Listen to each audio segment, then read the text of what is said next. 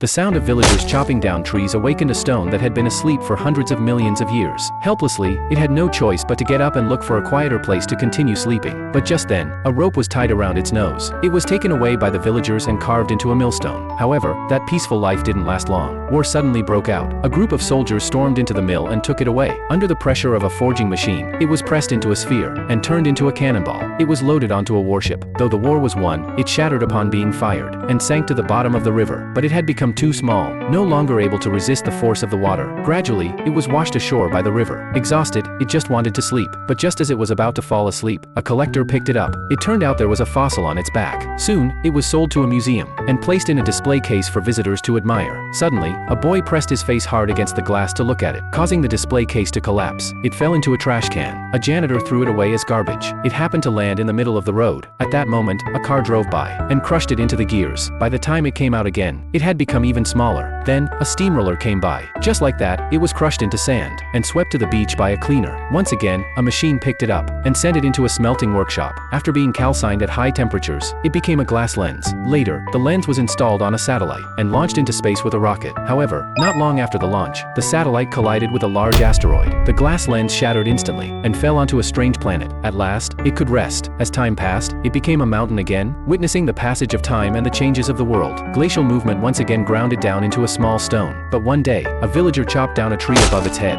and woke it up once more. And this time, what kind of life would the stone experience again?